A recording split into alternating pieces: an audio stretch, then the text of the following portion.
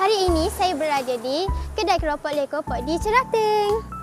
Salah satu tempat yang menjual keropok leko paling sedap. Jom ikut saya untuk melihat penghasilan keropok leko. Jom. Bersama saya sekarang ialah Encik Kamal Zaidi bin Manaf, iaitu pengusaha kedai keropok leko Pok D di Cerateng.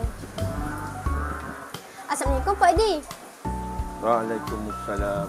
Apa khabar Pok D? Alhamdulillah.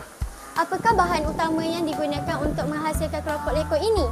Kita menggunakan tepung sagu, ikan, garam dan bahan perasa. Apa yang Pok D tengah buat sekarang? Pok D telah mengadung untuk membuat kerupuk leko. Oh, Mengadung tepung, sagu, ikan, garam, diadungkan sekali gunakan mesin ini untuk jadikan kerupuk leko. Apakah bahan-bahan lain yang dicampurkan untuk membuat keropok leko ini? Bahan-bahan lain macam garam, bahan perasa, ikan, macam tu je lah. Dicampur dengan tepung sagu.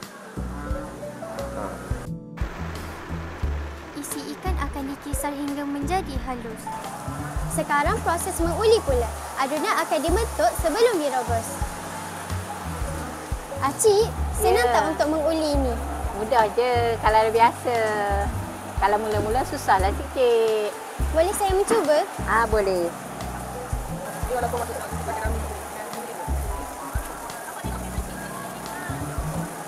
Seronok juga ya dapat menguli dough.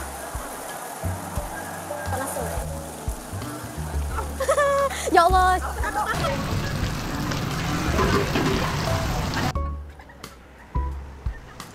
Itulah proses lengkap perbuatan keropok leko yang saya saksikan hari ini. Sebagai wartawan cilik, saya berasa bangga dapat melihat sendiri bagaimana makanan tradisional ini dihasilkan. Sedapnya keropok leko ini. Pok D, apakah keistimewaan keropok leko ini berbanding dengan keropok leko lain?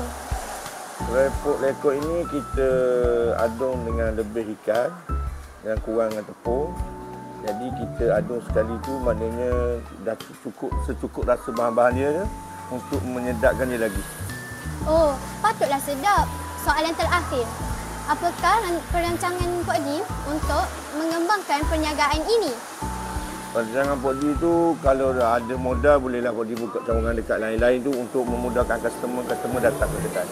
Oh, sekali saya doakan semoga perniagaan Pok D akan sentiasa maju pada masa akan datang. InsyaAllah. Bye-bye.